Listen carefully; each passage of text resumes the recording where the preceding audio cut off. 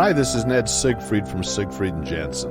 As proud sponsors of BeliefCast, we hope you are inspired by Todd's weekly podcasts, which contain so many courageous stories of recovery and personal growth. Remember, it's not what happened in the past that matters, it's what happens in the future. We invite you all to work hard and be optimistic about your future. Enjoy today's podcast. Welcome back, everybody. This is Todd Sylvester with the Todd Inspires BeliefCast. Thank you once again for tuning in. Thank you for all your support. We are trending on Apple Podcasts and Google Podcasts because of you. We're ranked in the top 100 in mental health. I cannot believe that. I mean, it just blows my mind. And it's because of all of your support, and it's because of these amazing guests that I bring on who have stories. We all have a story.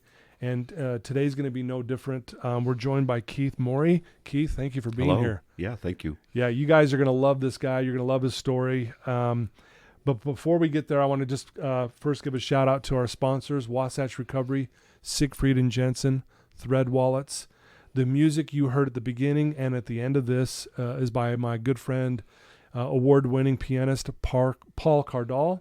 He's an amazing human being, and he's got 25 active million listeners every month for all that he's doing. And so I'm grateful that he allowed me to use his music. So thanks to him. And again, thank you for tuning in once again. So again, like I said, we have Keith with us today. He currently works as the Assistant Director of Development Services and the City Economics Development Director in Provo for Provo City. He drove a long way to get here, so I really do appreciate all that. You bet, of course. And he's got an amazing story. You know, he's known in the recovery community by a lot of people. He was referred to me by a mutual friend of ours, Christian Smith, who we both look up to and admire for what he's been through. Yeah. And so, Keith, why don't we just start with tell our listeners where you grew up and maybe a little about your childhood. Okay. Yeah, so my father was an FBI agent, so we moved around the country quite a bit. I was born in Minneapolis, Minnesota, and then we lived in Fort Lauderdale, Florida. Wow. And then his first station as an FBI agent was Baton Rouge, Louisiana, and spent a little bit of time there, a year or two. Okay. And then he got transferred to Oklahoma City. Okay. And did you think that was cool? My dad's an FBI agent. Yeah, it was really fun to say. Yeah. You know, yeah. You know, especially when you're in first, second grade or whatever, and you're telling kids, "My dad's an FBI agent." You know, all the kids think you're way cool. They're like, "What?" I thought that was awesome until one of them said, "Oh, he's a female body inspector," and then I was devastated that they would slander the name of an FBI agent that way. I didn't know what to do with that. Yeah, I remember that back in the day. Yeah, that was funny. So yeah, I mean, it was kind of fun, and it was he was easy to look up to, and I was proud of him and what he did. And he was kind of of course, the provider of our family, but he was also the spiritual leader of our family too, because he always had church callings, whether it was in the bishopric or in the state presidency. So we moved to a little town just south of Oklahoma City called Lawton, and that's kind of where I grew up. I grew up and graduated from high school there. Okay. Did my first year of college there at Cameron University in Lawton, Oklahoma, and then went on my mission to Sacramento, California. Okay. And while I was on my mission, Dad moved back to work at FBI headquarters in D.C., so I came home off my mission to Virginia. Okay. And worked odd jobs, drove 18-wheelers, moving furniture all over Virginia, Maryland, and D.C. to make some money, and came out to go to school at BYU. Okay. Right on. Did you, I talked to Christian a lot about you before you got here, and throughout the last couple of weeks, even when he shared your story with me, and I was like, man, I want to get this guy on. Oh, that's awesome. And he talks about the confidence and just how you the way you carry yourself. Have you always been that kind of guy, even when you were younger, like kind of a confident, sure of yourself? Or no, actually, I grew up a dork. I really was. I mean, I was always that scrawny kid in school that. I don't know, I was always trying to find a way to fit in or to be accepted. I can remember kind of being on the outside, and something happened my junior year. I had decided that the little country school that I went to, I think there was less than 100 people in my class at the time when my junior year. Wasn't going to get me anywhere, and so I transferred into the main high school in town, the big high school, because I thought that would be better to prepare me for college or whatever was coming ahead. And I can remember mentally making the decision that things were going to change, that I was going to be one of the most popular kids at school. And not that being popular is important, but just that I was going to find a way to break through this being on the outside, and I was going to be on the inside. And I don't think anything special happened. It's not like I became super good looking or became a jock football player. Yeah. It just mentally something switched in me. And I fell in with a great group of people who were kind of active in a lot of things. And it was a great year. And I think it was just a mental change in me that kind of facilitated, I don't know, a difference in who I am and how I am. Right. Wow. Yeah. No, thanks for sharing that. Yeah. So you find yourself at BYU, you graduate from BYU. I did. I didn't really know what I wanted to be when I grew up, so I got my undergraduate degree in English literature, which was kind of wonderful because all my friends took home stats problems or math problems, and I took a book home and read a book for the weekend and wrote a report. It was like, I like this. It was wonderful. Yeah. I really loved it. And while I was doing that, my wife at the time was the secretary for the director of the public administration program, the master's program at BYU. Okay. And so I met all those guys, and they were talking about how noble and rewarding public service was.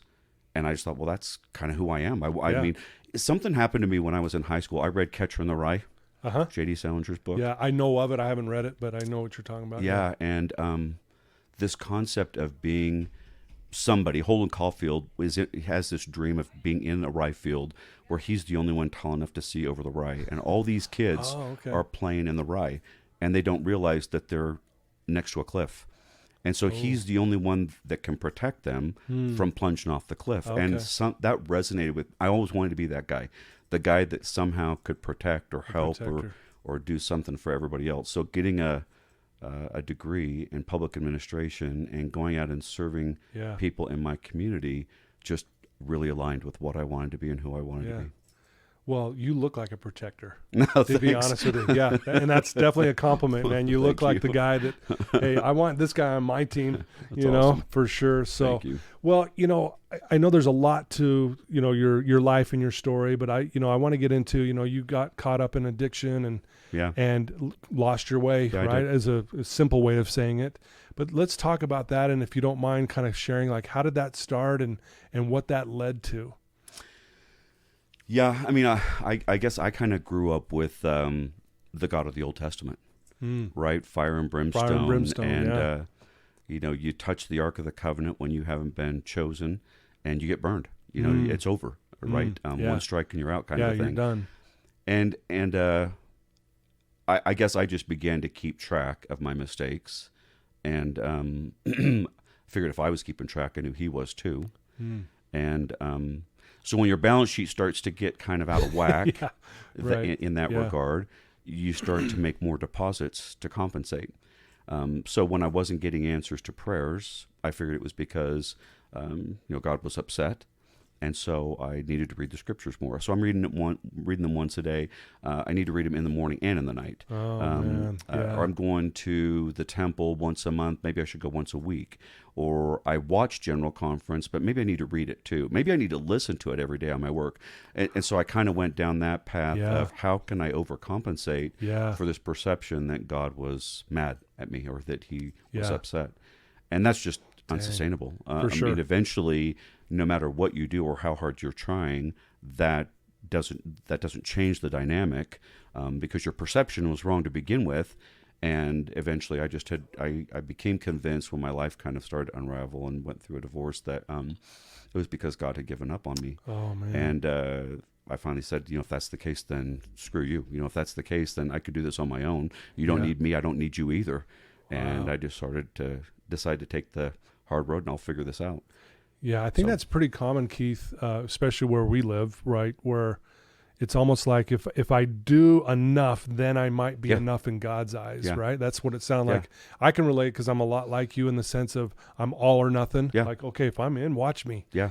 You know, and I was that guy too. Like, well, if the temple's good once a month, maybe once a week's even better. Hey, you know what? I went twice this month. And I don't want to make it about me, but I remember I would go to the temple once a week, and I did that for a couple years, and I remember being so burned out. It wasn't that I thought the temple was bad, but in my mind I'm like, I cannot walk through that door again. I'm burned out. I cannot do it. Yeah. And it's like I can't keep up, and again thinking that that's what God wanted me to do, so I can. No, I guess agree. I can just relate. I think it's a problem in our culture. Yeah, frankly. And I had a really interesting experience that I'd like to share with you about. Yeah, please. I was living in Daybreak, and there was a family in our ward that was, from the outside perspective, completely buttoned up. Yeah.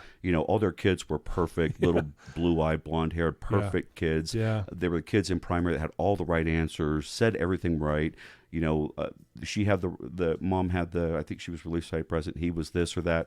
And they just seemed like they had it all together. And at one point I had been asked to give a talk about my experiences. And so I was a little bit vulnerable about it. And as she walked by my house later that day, she commented how much she appreciated it. And I think I said, well, thank you very much, but you guys have got it all figured out. So right. Who am I? And she stopped short. And she said, but we don't. And she said, and that's a problem because, and she wasn't suggesting that there was something hugely wrong in their family. Right. But she said, everybody thinks we do. And she said, have you ever heard of scrupulosity?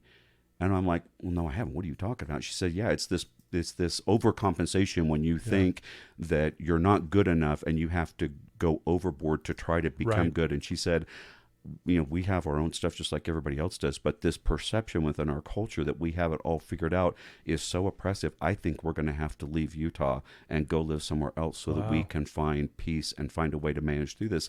And they did. And I mean, they're an incredible family. Sure. I think they're incredible people, and I'm sure that they're fine. And maybe that's just their journey. But I think the fact that we overcompensate and we think that that's how this system works creates that paradigm that it's just not sustainable or livable. You can't survive it. Yeah, for sure. And scrupulosity is a form of OCD. Yeah. And it's very common, not only on the individual level, but a family can get caught up in it and that kind of thing. And we've got to show that, man, here's where we're at and that kind of thing. Yeah, and exactly. Yeah, I'm with you. I think there's definitely a problem that, and it shouldn't be that way. But again, we do get caught up in that. Well, it's fascinating to me because, I go way back to Adam and Eve, and I think the thing that we don't understand is Adam and Eve came here to screw up. Right. And that's just, we don't, and maybe we don't talk about that because you can't create a culture of people that think it's okay to screw up. Right. You're trying to create a culture of people that want to be obedient, and I understand that, but that's a difficult, very tenuous path to walk. And the real message for me after coming through my experience is that, Adam and Eve didn't go and confess something that God didn't already know. The first thing Satan wanted them to do was hide. Yeah. And try to pretend like God didn't already know. Yeah. When what God really wanted was for them just to say, hey, listen, you know what? I knew you were going to do it. Yeah. It's okay. I've got it all figured out. Matter of fact, I've got a savior. I've got an atonement all set up to take care of this. I just needed you to be vulnerable and honest and tell me that you had done it so that we could talk about what was next and how to move forward. Yeah. But instead, we shame ourselves and shame others and try to hide and lie and deceive, and that just does not cut it. Doesn't cut it. Wow. You're spot on with that. So obviously you're going through this, you're struggling with that, and you're like, okay, God, if you're not there for me, I'm not going to be there for you. Pick up from there, and then what that led to. Yeah, so I met someone that didn't have a problem drinking, and I had kind of gone off the rails. I think I was trying to find a way to cope with some of my own guilt. And so, I thought, well, I'm already going to hell. What's the difference? What's the difference? I started having a drink or two now and then, and then I got prostate cancer. Oh, wow. And so then it just became a way to cope, right? It's like, I don't know how to deal with this. I don't know what to do. My family had kind of wasn't really supportive because I was kind of on the outside now, right? And I don't think they really knew what to do with me. So I really didn't have anybody to turn to or anybody to talk to or whatever. And alcohol was a good friend. It's like they say in recovery. Alcohol really works until it doesn't. Exactly. And it did. It helped. It did what it needed to. Yeah, numb some pain and some feelings and manage through it. But that's a really slippery slope. Oh, for sure. And so it I guess it progressed into not just coping with cancer. It progressed to coping with anything, right? I mean, I had a bad day. I need a drink to cope. I had this bad experience. I better have a drink to cope with that too. And that's just a really big downward spiral. So had you had people in your life notice this too? Were they like reaching out to you saying, "Hey, Keith, do something's up. What's wrong or what's going on?" Or did you try? No, I was pretty good at good at hiding it. I mean, I think there were. I think people knew that I drank. Right. Of course, and I don't know. As an alcoholic, your perception that you're hiding it really well is who knows? I mean, I haven't had anybody come up to me and say, "Yeah, you weren't hiding it like you think you were." Right. So maybe everybody knew I was worse off than maybe I didn't hide it at all. But it progressed to the point that I was drinking at work because eventually, the alcoholism is so addictive that I'm drinking all the time, and you have to drink or you can't survive. You've got the shakes. If you don't, you can't do whatever. So, I got to the point where I'm drinking at work, and one morning I didn't have anything to drink at work, but I had a bottle and a half of Listerine. Oh, man. And so I put down a half a bottle of Listerine, and and I was there early, I was there before anybody else was at work, and I'm sitting there bawling, and I'm looking at this bottle of Listerine, and I'm going, "What the hell are you doing?" Yeah. And I couldn't stop. So I put down the other bottle of Listerine, and then I ran. And I went to the liquor store, and I got a couple of bottles of Everclear and a bottle of vodka, and I just wanted to drive, and I hoped that God would be merciful enough that He would let me die without hurting somebody else. Wow. That He would, I'm praying the whole time. I decided I'm going to drive to Wyoming to my mom's gravesite in Wheatland, Wyoming, and I hope because Mom's dead, and I don't know that maybe there's some comfort there. And I'm just hoping that God, without hurting anybody else, would take me. So I'm driving, I'm drinking, and I'm praying to God, keep me safe, but just take me. Yeah. Not keep me safe, keep other people safe. Yeah, right. But just take me. I'm willing to admit I completely screwed this up.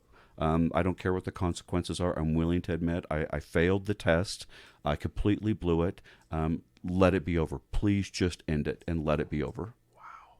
And that was... So you're obviously hurting so bad. Yeah. To the point you don't even want to exist. Yeah. Yeah. Man. So you go, you run, you drive up to Wyoming. Yeah. Did you make it to the gravesite? No, I didn't. I was gone for about 3.5, 4 days. And I was, I had turned my phone off so people couldn't track me. At some point, I had turned my phone back on, and my wife had called. And by that time, I finally got to Laramie and checked myself into a hotel because I was I've been sleeping in my car because I didn't want the alarms to go off using my credit card. I finally used my credit card and checked in and turned my phone on, and my wife called me, and she said, "I know where you are. We're on our way. Just don't go anywhere and be safe. It's going to be okay." Wow. And by that point, I had just completely bottomed out. I mean, I was physically and emotionally exhausted, and I just was ready to surrender and give up. And I just said, "Please come get me, come save me. I'll do anything. I won't go anywhere." So. Was this? Is this where the missing persons? Went out. Yeah, it was during that time. Yeah. So they had a missing persons report out saying, "Hey, this guy's missing. Yeah. Has anyone seen this guy?" Yeah.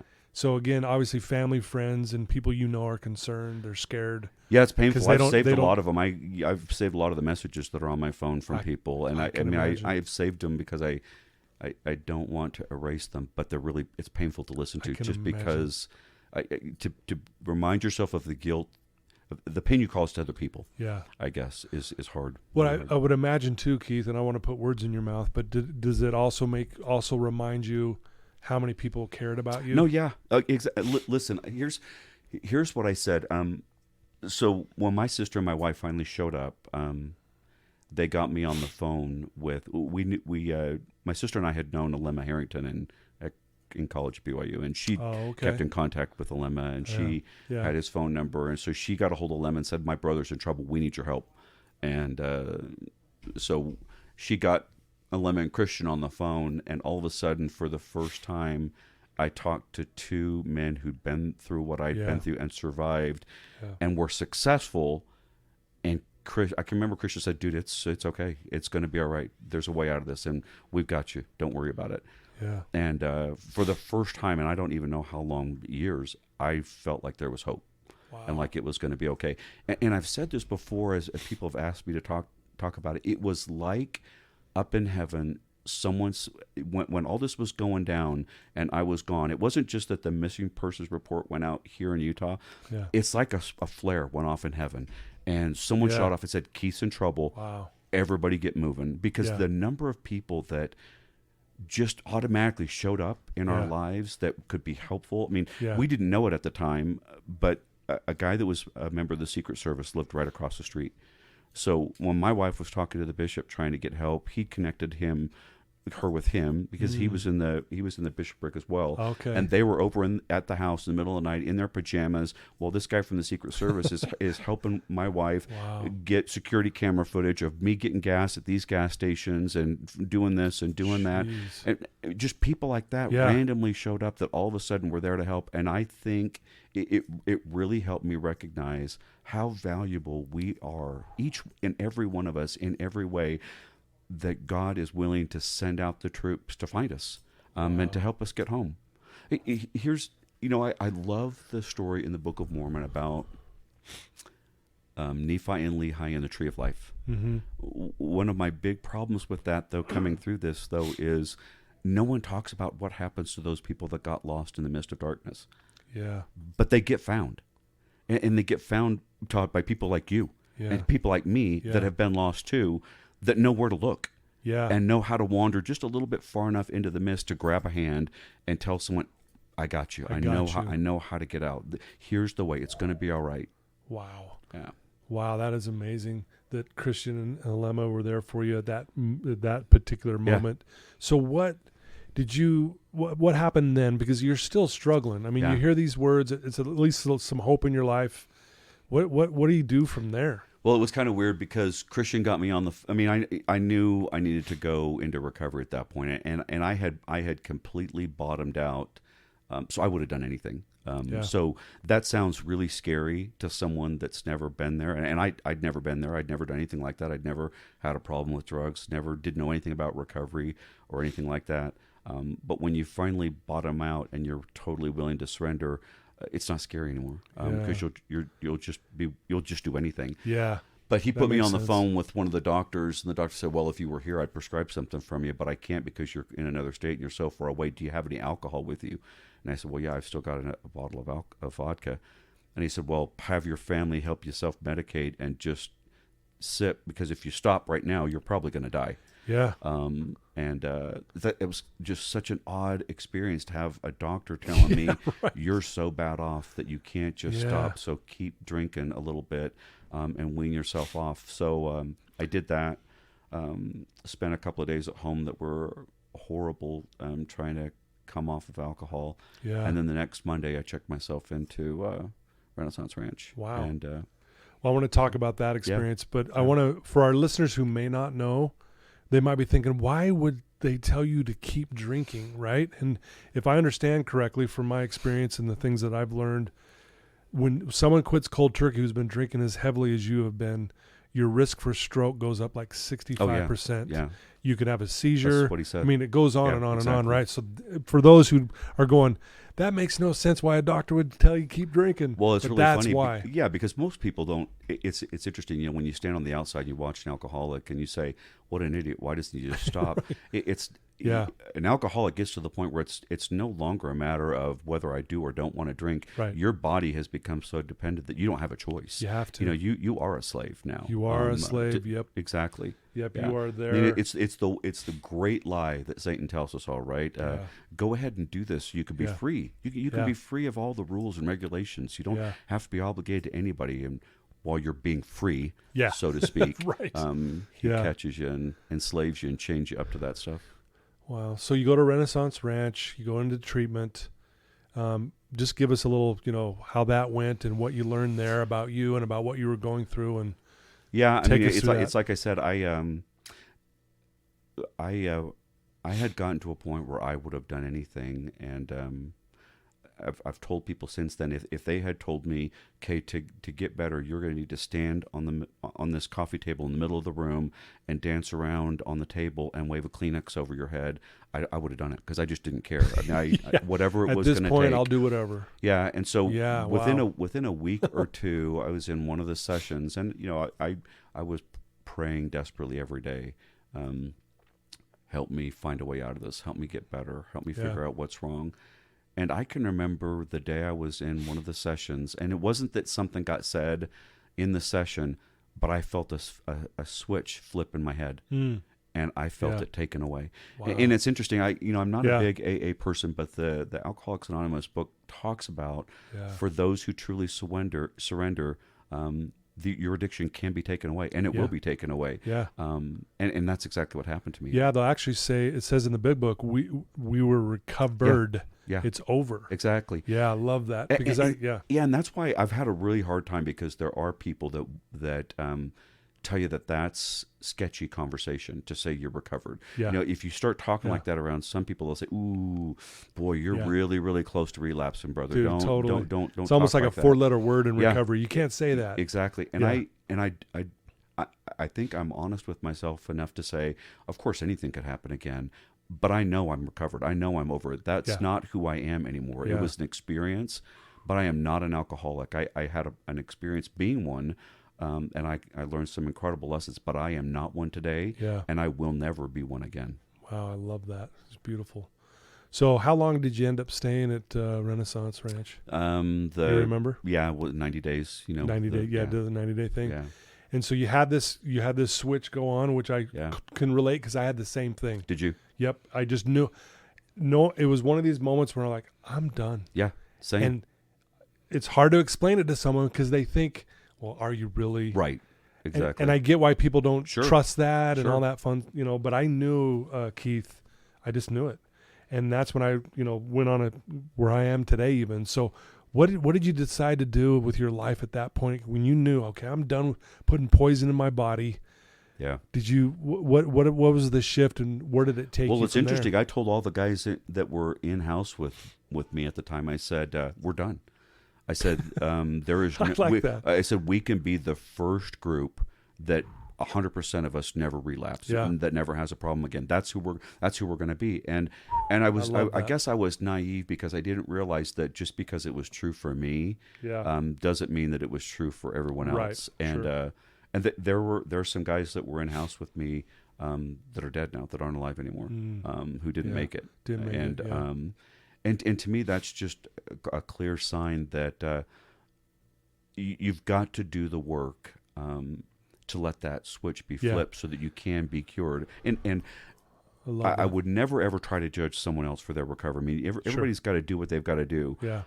But for someone that's still going to AA meetings because they're afraid they're going to relapse, to me what that says is there's something that's still going on inside you that you haven't dealt with. Exactly. And if you can fix that, you will be cured. Couldn't agree more. And so stop and figure that out and let that flip get switched, because then, you will be recovered. Yeah, I love that, Keith. I'll tell my clients, I have no problem with you saying I'm done if you're putting in the work. Yeah, exactly. It's when we say we're done and we're not doing the work. And you're playing the game. We're playing we're playing some game. Yeah. You're in trouble. Yeah, no, exactly. And we understand that. So I'm glad you pointed that out. And I think that's the difficult side for people that are trying to manage a recovery process is being able to really discern whose switch got flipped and who's just playing a game. Yeah. And I don't know how you ever know that. It's so individual. It really comes down to whether the person you're dealing with is honest or not. Yeah. So now, you're looking back in your life and going through all of this and kind of that challenge, and even the struggle with trying to please God every single day and going overboard with all that. What were some of the bigger, this is a big question, I know, but what were some of the biggest lessons you've learned through this process of what you've been through? Yeah, well, I think I mentioned or alluded early to really the reality that how much Heavenly Father loves us, and how unique and individual and important each and every one of us, regardless of what's going on. And to me, the fact that He loves us with our flaws, not in spite of our flaws. Right. That we came here because there were certain things. Listen, there's a lot of reasons for me to be ashamed of myself, Right. and what I went through. Yeah. But I know perfectly well that I learned things by going through that experience that I came here to learn. There was no other way I was going to learn them, and so I can't. If I had to go, people ask all the time, if you had to live your life again, would you go back and redo that stuff or change something? It's like, no, I wouldn't, because I had to do it. Yeah, and for as sure. painful and as hard as it was, there's no other way for me to have learned those lessons. Yeah. And so I think if there's anything I could tell anybody is Heavenly Father knew you were going to make the mistakes you're making right now, and it's okay. Yeah. That's why He set things up the way He did. He wants you to be vulnerable about them and admit them, and it'll be all right. Yeah. There's a way forward. Yeah, I like that. Obviously, faith means a lot to you. It does, and I appreciate you're so open with it. Yeah, I think that's awesome. Why is faith so important to you, and why do you feel like, how has that helped you through this process of being recovered and going through that? Well, I mean, another thing the big book talks about is the belief in the higher power, right? I mean, I think you have to have some belief and some trust that there is something greater than yourself. I mean, really, it all comes down to if there isn't a God, then what's the point? I mean, why are we here? Then none of this really matters, right? Yeah, right. This whole conversation is irrelevant. Right. So if you could just accept the fact, well, yeah, there has to be something, then you admit that there's a higher power, whatever that means to you, and if you'll grasp a hold of that, then there's a reason to be better and to get through this stuff. If not, then I mean, you're kind of talking to a dead wall. Yeah, no, I appreciate that. As you're doing this, do you still like do something in your recovery in the sense of you're reaching out and making a difference in people's lives, even if it's a one-on-one like this? And again, I so appreciate. I mean, I try to. I had a couple of interesting experiences, because I'm not the kind of guy that wears this on my sleeve. Yeah. Because some people get it and some people don't. Yeah. And I'm willing to have the conversation with anybody that gets it. I'm not really interested in having the conversation with somebody that wants to judge me because of it. Right. And Gotcha. so I understand that. It becomes quickly apparent who you can have a conversation with about this stuff and who you can't. Yeah. And so I've had some people that because of who they were, this subject has come up, and inevitably they'll say, well, I've got a friend, or I've got my son. A really good friend of mine came to me and said his son was struggling, and would, based on my experience, would I be willing to get together with him? Yeah. And so we did. And nice. we had a couple lunch meetings, and then he and I texted each other for a while, and he had an incredible experience, and someday managed to read exactly the right thing at exactly the right time that flipped his switch, and he got better. So I've had a couple of experiences like that with people that I've been able to talk to and maybe help, I hope, a little bit. Absolutely. No, I love that. If there's someone listening to your voice right now, Keith, who's in that dark place, maybe they don't even have that higher power background, and they're lost, kind of like running like you were. Yeah. You're like, you were just, I'm done. What would you tell that person right now? Yeah, I think the first thing is, even if you can't grasp the concept of a higher power, we all care. I mean, the people around you care. Yeah. And even people like me who may not know you care. Yeah. Because we've been there. Yeah. I mean, I know exactly where that dark road is that they're on. I know exactly what the circumstances are, and we all care a lot, and we want to see those people come out of the other end of that tunnel, and we're willing to reach out. We're willing to hold a hand. We're willing to let you sit and talk. We're willing to comfort you to make it through it, and it's worth waking up on the other side of that tunnel. It really is. Yeah. I can't tell you the number of people I know that thought that there wasn't any point to this, that now that they're sober, look back and go, I'm so thankful that I just had this one other chance to see how meaningful my life could be. Yeah. What addiction and the poison that we put in our body clouds our perspective of reality. And if you can clear your head enough to see that that's what's going on, the sun's really bright and the world is pretty great. Yeah. And I'm not saying it's perfect. I mean, there's still stuff that goes on. I mean, every day, right? I mean, I think we all are dealing with stuff every day, but it's better on this side. No, thank you that's great advice. I love that.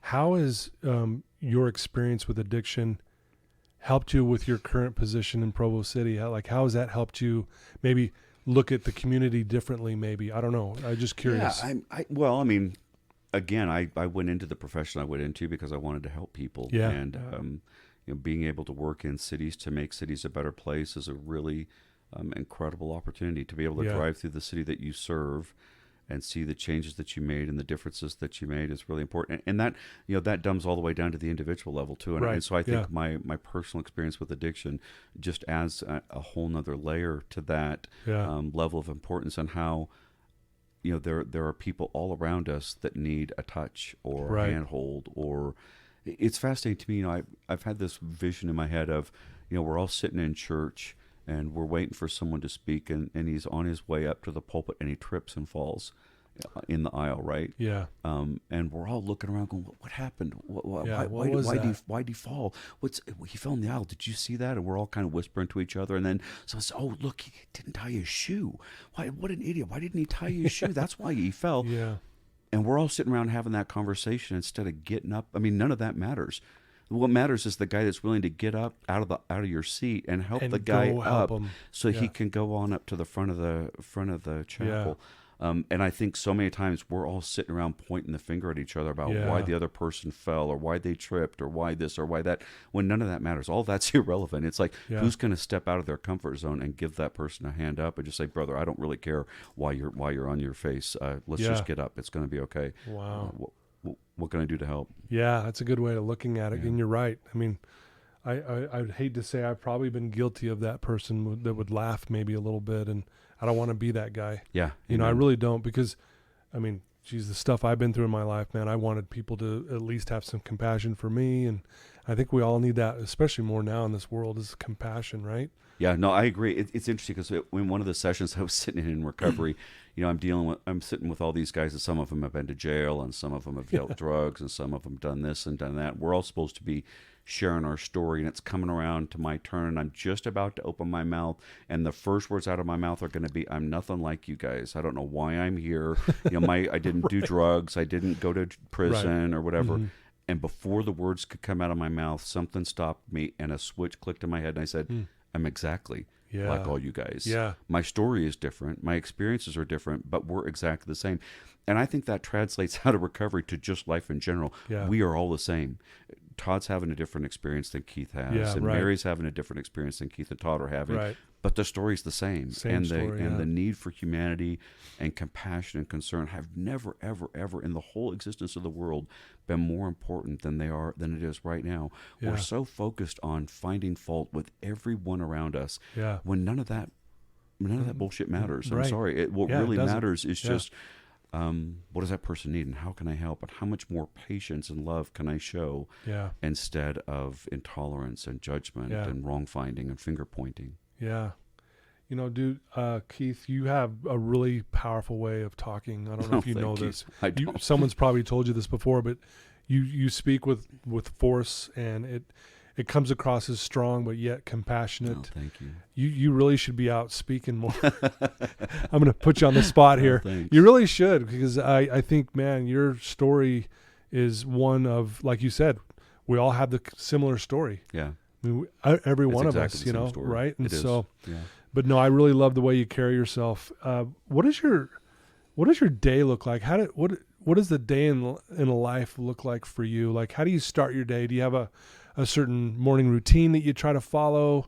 I mean, it looks like you take really good care of yourself. You look like you're in good shape. No, thank you. What does that look like? I'd like to take better care of myself. I really should. I was doing really good with the whole exercise thing until COVID hit, and then for whatever reason, we all stopped going to the gyms. Yeah, I've still yet to be able to find a way back into that zone, but I'm sure I will at some point. I try to find a way to get up early and to kind of set my priorities for the day. Mm-hmm. So we work 410s in Provo City, so I'm there usually by 6:30. We start at 7. And so I'm usually trying to get into work. I get up earlier than that. I get about 5 o'clock, and I try to kind of organize my day in my head and get my thoughts straight, and then get into work a little bit early so I can kind of get myself prepped and ready for the day. We have Provo City's fortunate to have one of the most incredible mayors. I've worked for him the whole 30 years that I've worked in municipal government, and I've worked, in cities from Payson all the way up to Ogden, and I've worked with a lot of mayors. Right. Yeah. Mayor Michelle Kafusi is the first mayor, and she's just absolutely incredible. I've heard really good things about her. She's a phenomenal individual. I don't know that I've ever seen anybody more dedicated to our community. So anyway, just her vision for what our community can be is very inspiring. It's easy to get on that bus and do just about anything that they want you to do. So there's been a lot of great things happening in Provo. It's a fun place to work. I love that. Yeah. No, that's great. That's great. One last tough question. Okay? Yeah, please. This is usually a tough one for my client, Yeah. or for my guests. Is what do you love most about you? Wow. What do I love most about me? I know it's a tough one because we don't usually look at it that No, way. I mean, that is hard, and I'm not a very introspective person, and I don't like to think a lot about myself. But I am that I mentioned at the very beginning, kind of this concept of being the catcher in the rye, and I have always wanted to be that person. And there's another person I'll mention to you. Coming across as the pioneers were coming across the country, there was a gentleman whose name was John Chislett, who kind of wasn't a leader, but rose to some leadership roles because they needed someone to take care of everybody. And for whatever reason, whether it was God's hand in his life or whether he was just a strong individual, he was the guy that always seemed to have an extra measure of strength to help those around him. So whether he was picking people up on the trail or breaking camp or breaking the pathway or whatever, he was just always that guy. And if there was any way I could be that person, if my life could end and I could realize that I'd been that person, that somehow at some level, and the thing that I love most about John Chislett is no one knows who he is. Right. There's not a statue or a trophy or whatever. He was just a Joe that just did the crap that needed to get done. I'd like to be that guy. And so, if there's anything I like about myself is that I have that desire, and whether or not I accomplish it or not, I guess we'll find out when this whole thing is over. But it would be nice to think that somehow you were able to be that kind of person that was always there to help. Yeah. No, I'm sure you're doing a great job at it. I mean, I know Christian thinks the world of you and couldn't say enough good things about you. And I can just tell that you're this good guy and doing good things. And obviously the role you play in Provo City and the example you're trying to put forth is amazing to me. Well, thank you. And it's funny. I think a lot of times we don't know how many lives we touch just by the words we say. Yeah. And that's why I'm so grateful that you're willing to be on our show today, because your words are going to touch someone's life in a way that maybe we don't hear about it. Nope. Maybe, you know what I mean? Yeah. But, for what it's worth, Keith, I consider you, now that we're sitting here, as a friend, and I'd love to help you any way that I can. Same. Honestly, same. I mean that. And it's been a pleasure to have you on the show. It's been a pleasure to be here. I mean, if there's one more thing I could say to anybody that's listening, one of the things we talk about in recovery is terminal uniqueness and how damaging that can be. And none of us are unique. We're all in this together. And if there's anybody that's listening that thinks that their situation is unique and they're unhelpable, they're not. Yeah. And we're here to help. We're all around you. And give us a call. Give me a call. Yeah. I mean, just reach out. Yeah, and that was going to be my final question, but thank you. That was beautifully said. If someone wants to reach out to you, Keith, and just get to know you better, what would be the best way for them to do that? Yeah, my personal email is klmorey@yahoo.com. Okay. So I'd be more than happy to talk to anybody that wants to. Okay, I love that. And I'll put that in the show notes. So when we go live, they can just click on that. And, absolutely. And I hope that people will reach out to you, because you got a lot to offer. So. Well, thank you. You're awesome, Keith. Thank you so much. It's been a pleasure. Great to talk to you. Yeah. I mean, I can't believe we've been talking for 50 minutes. It went so fast. It felt like 5 minutes. Yeah. And I love that, because it just means it was flowing. And so thank you for all you do. Thank you. And thanks for being a light in recovery for all of us. You bet. Seriously, I love it. Well, there you go, folks. I told you this was going to be another amazing episode, and it was. And I do encourage you to reach out to Keith. If you have a family member or a friend or a coworker that's struggling and you're not quite sure how to talk to him, because a lot of times I hear this a lot. I don't know even what to say. Send them the link to this episode. Let them hear Keith's story. And then you get a follow up, and it's going to open them right up and say, hey, what did you think? And it will open that dialogue. And maybe you can be that person that Christian was for Keith, that Alema was for Keith, right? Where there's a little bit of hope there. You can be that person for that. So let's do that. Again, thanks to the sponsors. Thanks for all your support. And one last time, Keith, thanks for all you do. Thanks, Todd. You bet. Okay, take care.